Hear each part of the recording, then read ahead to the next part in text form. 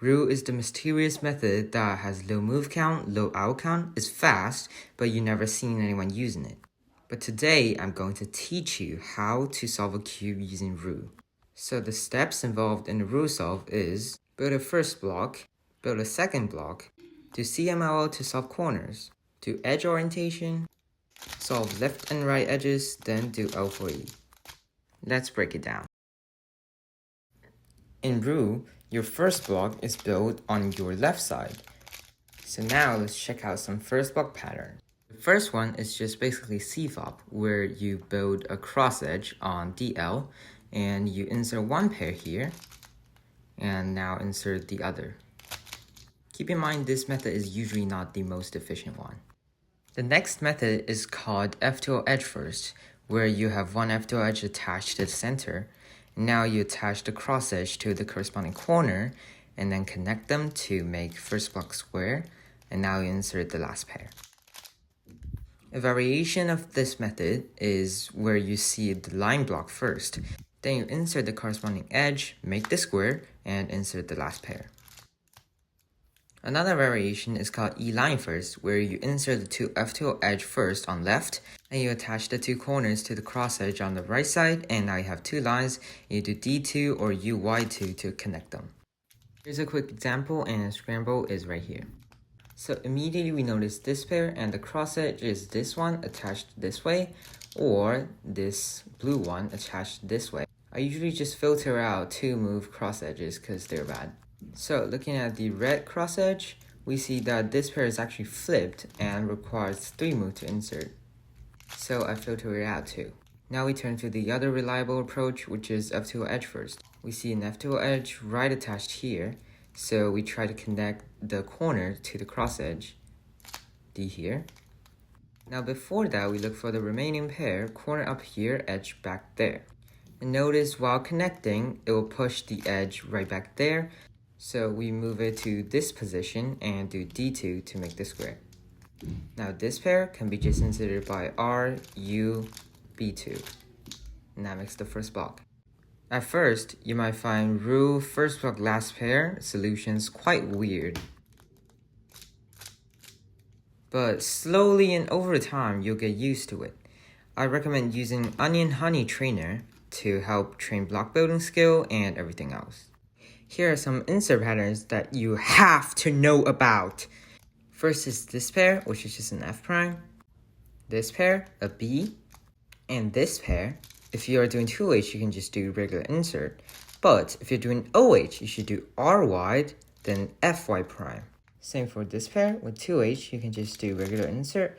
But with OH, you do RY prime, then F. Back split pair, 2H just insert. But if you're doing OH, you do R wide and then B, like this. Front split pair, 2H insert, or you can do RY prime, then F prime. In Roux, you solve your second block on the right. People break second block into 2 steps also. You first make a square, preferably at the back. Then you do something called a second block last slot. It's just F2L with weird algorithms. For beginners, however, it's perfectly fine to just insert the cross edge first, then do one pair, and then do the other. Even more beginner version, insert cross edge, then do M moves to orient the edge, that is to make it line up with the side center. Then just do F2O to insert the pair. Same here, do M move to make it line up, and then do F2O. Now keep in mind, in Roux, the M slice is open, so after you insert the cross edge, you can do awkward pairs by hiding them in the M slice, moving the corner, and joining them. Same for this pair, you can M, hide it, join, and then RYU, RY prime insert. In CML, you look at the corner of the U layer. For student cases, I personally use these 4 stickers to recognize the case. Then you do an alg to solve the corner orientation and permutation. Warning, do not do COLL for CML because it's just longer.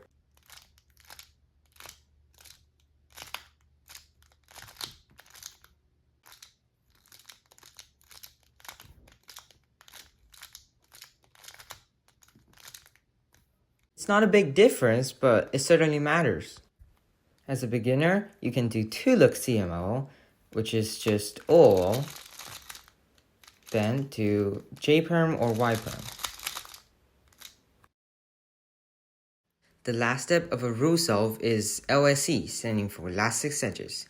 It can be broken down into EOLR and L4E. And EOLR in turn can be broken down into EO and ULUR, which is these 2 edges. In the EO step, you check for edge orientation.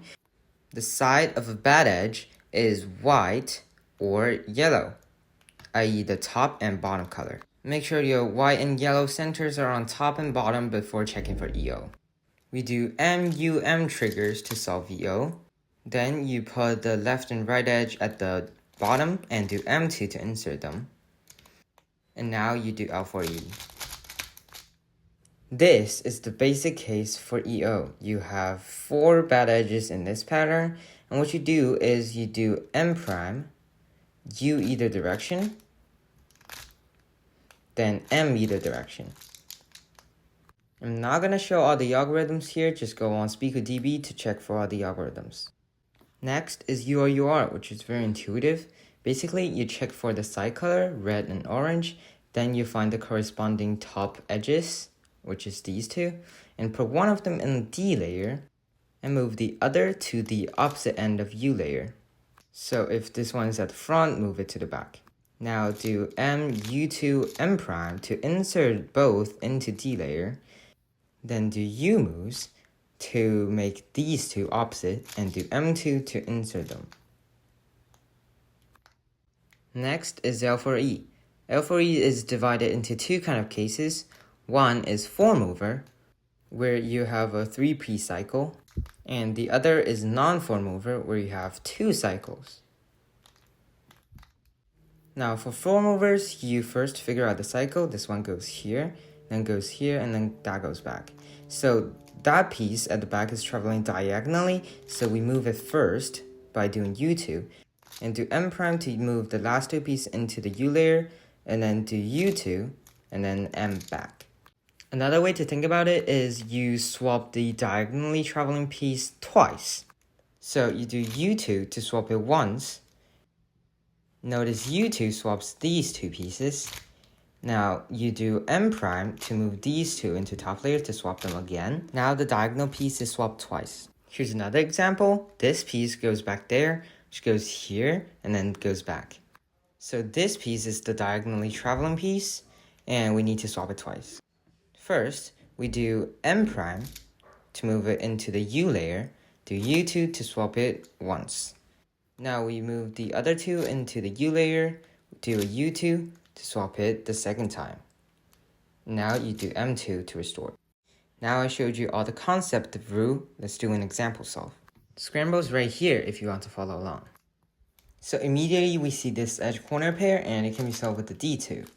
So we look for the corresponding edge, and it's this one, which can be solved like this, and D2 makes the square. But there's something even better. We have a full E line right here. And although the edge is awkward, we can do L to insert this corner pair easily by a U. But U will disrupt this edge, so we do F prime instead and do L to pair them up while preserving the E line. And this one is just U prime R2 away. Connect the lines and we have our first block. On to second block, we notice this line in the back, so we can connect the corresponding edge like this, do RY prime, and do a U to form second square and R2 insert. Now this is just an F2L. That's our second block. Now CMLL, I personally recognize from this angle, and it's just RU to R prime slash and RU to R prime. Now in EO, we move the Y center to the top and do the EO out for this case. Here's an advanced tip. Notice how this edge just went in the D layer and the corresponding edge is right here. So we can insert them together like this. U prime M2 finishes with L4E skip. I have no idea I was that lucky. Here are all the form over cases if you struggle with them. This edge goes to the bottom, goes here, goes back.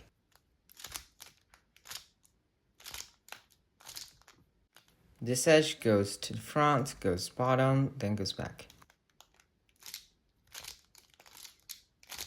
Now mirror to the back. This one goes here, goes to the bottom, then goes back.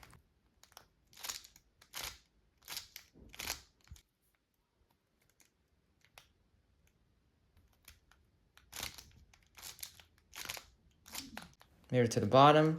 This piece goes here, then goes back.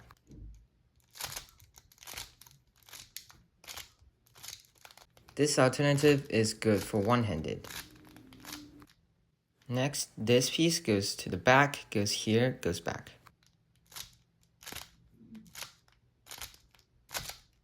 Mirror to back again. This one goes here, then goes back.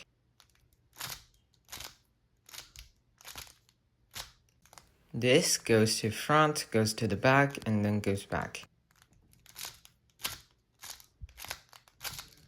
This alternative is good for one-handed. If the center that's supposed to be on the bottom is on top, you can just do M2, then recognize the case. Here are the non-four mover cases if you struggle with them. If a non-four mover looks like this to front-back swap, here's a just as good alternative.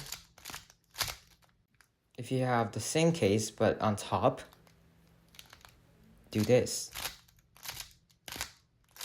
If you have this case, M2 away from center swap, do this.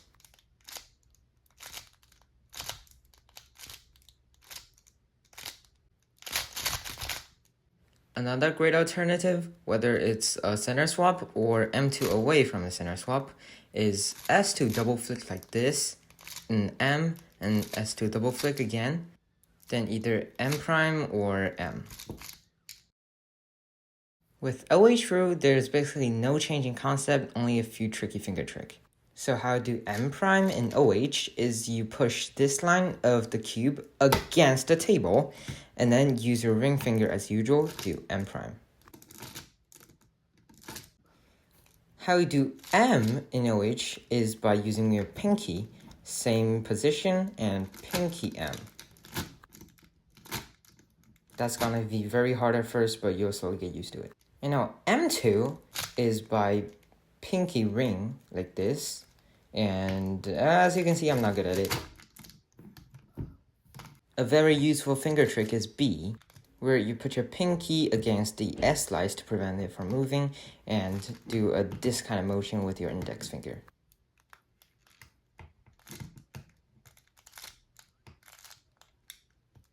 Of course, there's always F5 moves if you can't learn B moves. And that's pretty much it. Switched away.